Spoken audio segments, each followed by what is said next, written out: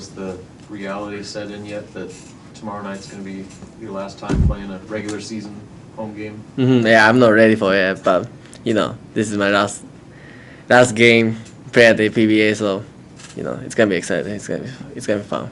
What are your emotions right now? I mean, when you came here, Fred said they just wanted somebody that can shoot, space the floor, and now you've kind of emerged to one of the faces of the program. I guess, have you had time to kind of reflect on this journey yet, or are you still kind of focused at the task at hand here?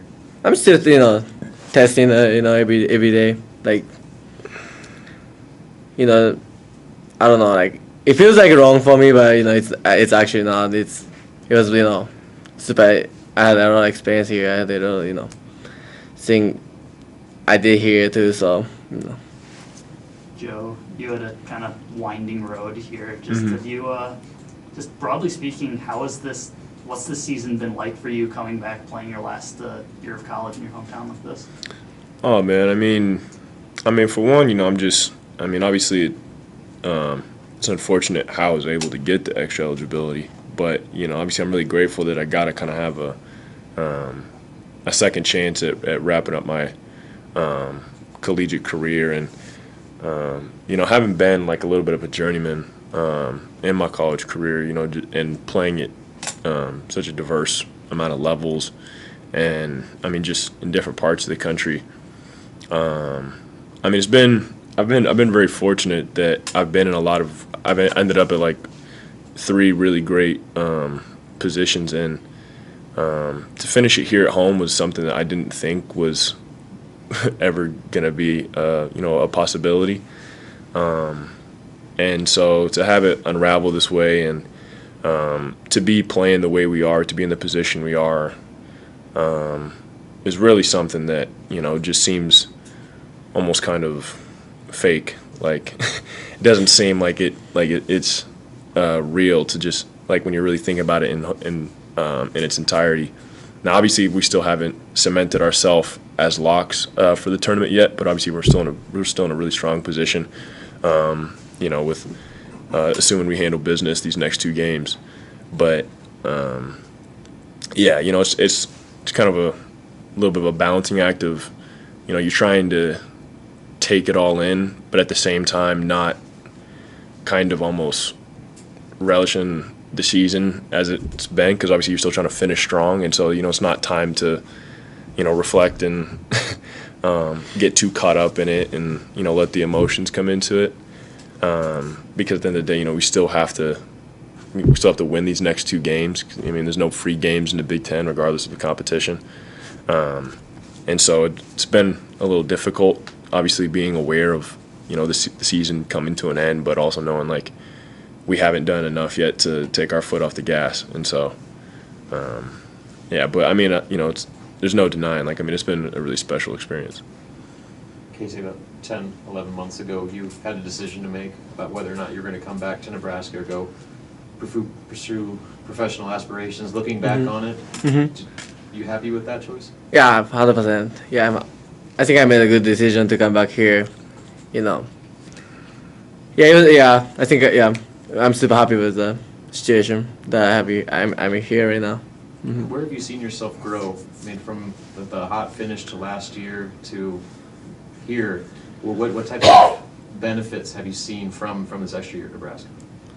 Yeah, I think I did a lot. I have a lot of improvement. Like from like last year and this year. So I think I did more like on-ball stuff. From the last year. So it's been great. Like running process that I have in here. Joe, when you say you didn't think this kind of last year was possible, I guess if you think back, when did you realize that this was a possibility, that you would get this last year, you'd be able to finish it in Lincoln and just have the experience that you've had here?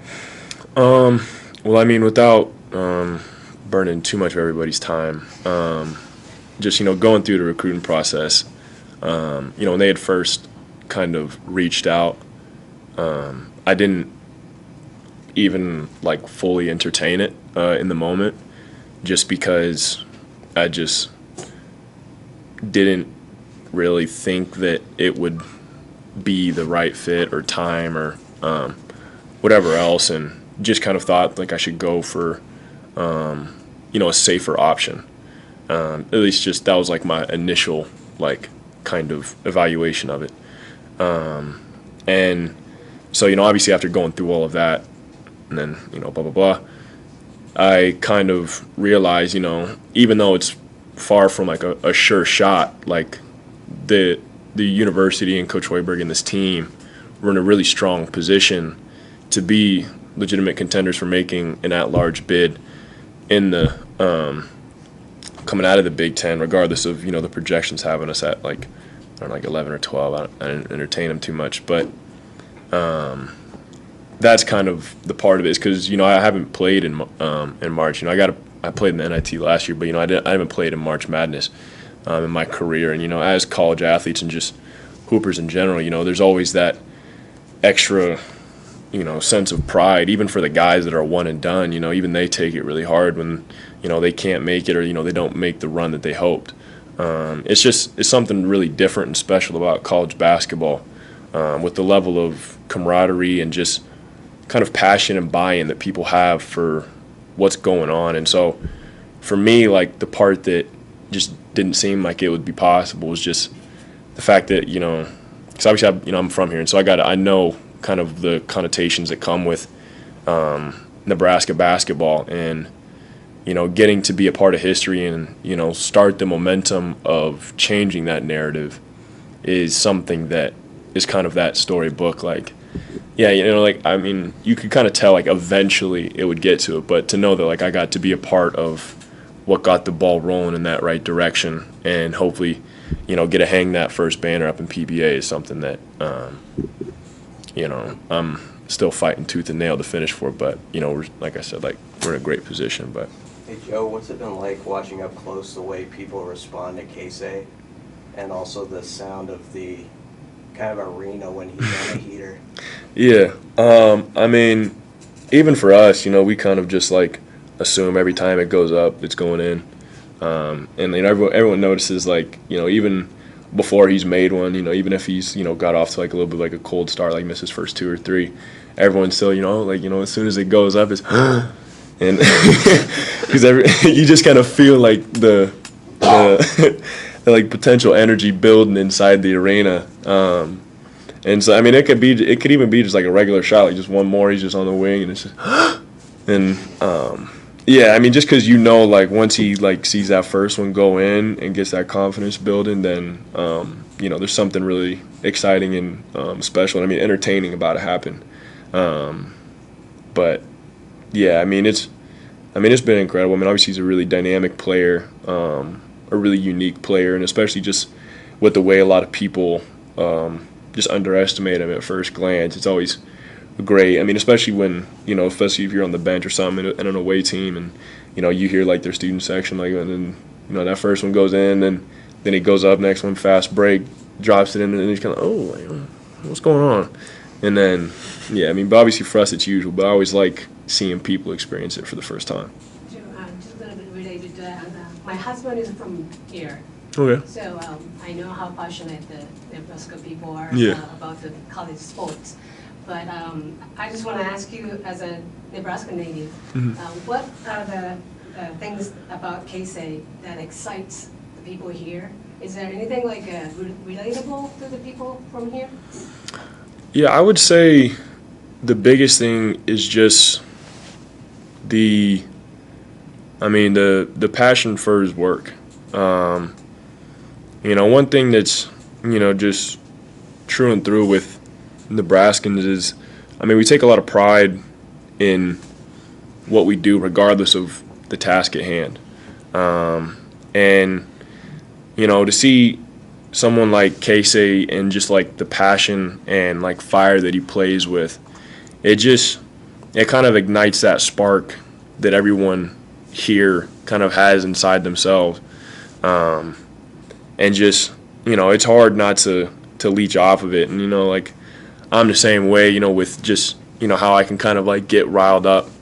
And, Keisei just, fits right in with his passion and just the flair that he plays with on the floor. Keisei, when you came to Nebraska, I don't know what you knew about this place, and what that connection even was for you. But 3 years later, what does Nebraska mean to you, and what has this experience at Nebraska meant for you personally? It's mean a lot to me. Like, especially it feels like, it's my second home right now here. I've been here for like 3 years here. How people treat me, how people support me. That makes me feel like it's my second home right now. Joe, coming into this year, what were your expectations of what Big Ten basketball would be like? The physicality, that aspect as a big man. How has that whole experience been for you this season? Oh, I mean, it's been great just because, for myself, my dream, growing up was always to play against, the biggest and the best. And the Big Ten, over the course of history in college basketball has always been at the top, the top three at least.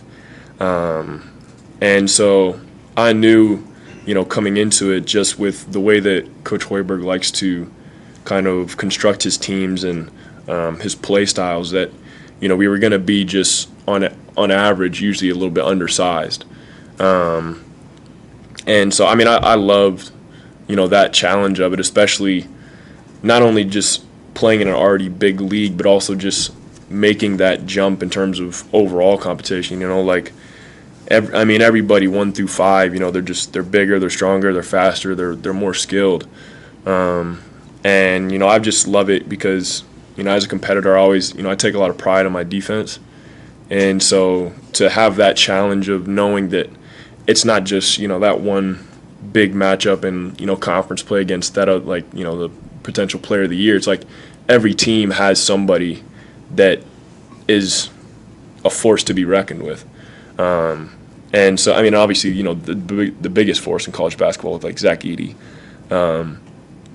And so, just knowing that every night you got to bring your A game and you have to be in the right mindset and you're going to be put to the test is just, what I've enjoyed more than anything else, just kind of keeping myself kind of in that zone of, you got to show up, you're going to get shut out. And,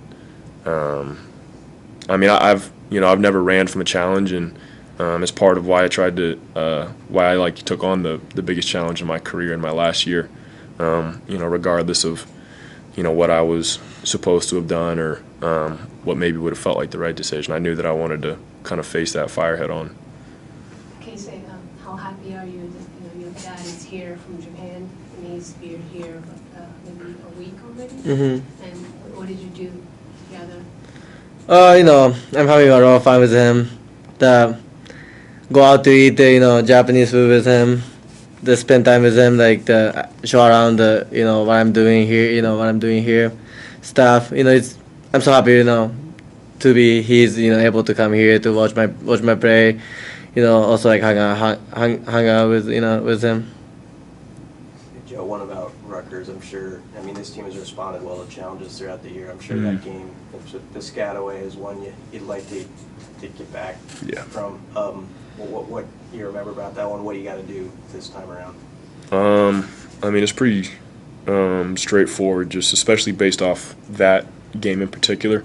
They punked us on the boards, just straight up. That was it. We played great, first shot defense, besides some, transition mishaps. But I think the statistic was they got 52 or 53% of their misses.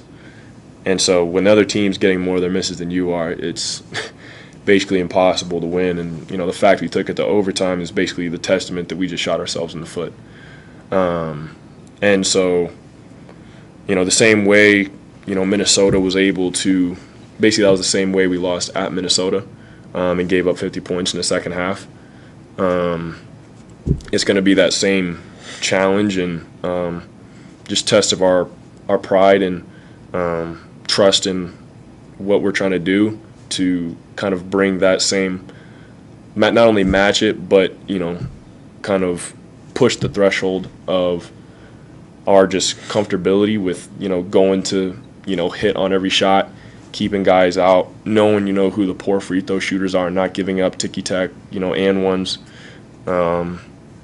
It's really one of those things where there's not a lot to change with, the scout or things like that, besides the adjustments we've made. But at the end of the day, it's going to come down to, just are we gonna just man up and kind of do the uncomfortable thing, and, put our bodies out there and hit people that don't want to be hit.